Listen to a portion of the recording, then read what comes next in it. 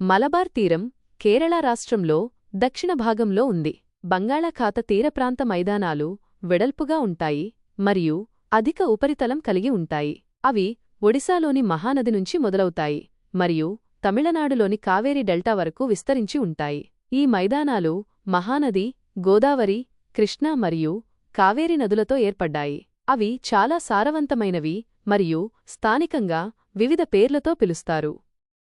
ఉత్కళ్ తీరం, ఒడిశా, సర్కార్ తీరం, ఆంధ్రప్రదేశ్ మరియు కోరమండల్ తీరం, తమిళనాడు. డెల్టా ప్రాంతాలు వ్యవసాయపరంగా అభివృద్ధి చెందాయి. తీర ప్రాంతం చేపల వనరులతో సమృద్ధిగా ఉంది. ఒడిశాలోని చిల్కా సరస్సు మరియు ఆంధ్రప్రదేశ్లోని కొల్లేరు మరియు పులికాట్ సరస్సులు ముఖ్యమైన భౌగోళిక అంశాలు.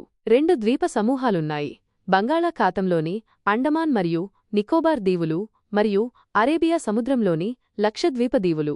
అండమాన్ మరియు నికోబార్ దీవులు మయన్మార్ కొండలు, ఆర్కన్యోమా నుంచి మొదలుకొని సముద్రంలో మునిగిన పర్వతాలలో సముద్రం నుంచి పైకి వచ్చిన శిఖర ప్రాంతాలు. నార్కొండం మరియు బారెన్ దీవులు అగ్నిపర్వతాల వల్ల ఏర్పడ్డాయి. భారతదేశ దక్షిణాది అంచు నికోబార్ దీవులోని ఇందిరా పాయింట్ దగ్గర ఉంది. ఇందిరా పాయింట్ 2004లో సంభవించిన సునామీలో ముంపునకు గురి అయ్యింది. లక్షద్వీప దీవులు ప్రవాళ భిత్తికల కోరల్ నుండి ఏర్పడ్డాయి.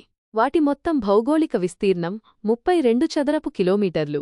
అవి రకరకాల వృక్ష, జీవజాతులకు ప్రఖ్యాతిగాంచింది. భారతీయులు నివసించే భూభాగంలో భౌగోళిక స్వరూపాలలో ఎంతో వైవిధ్యత ఉంది.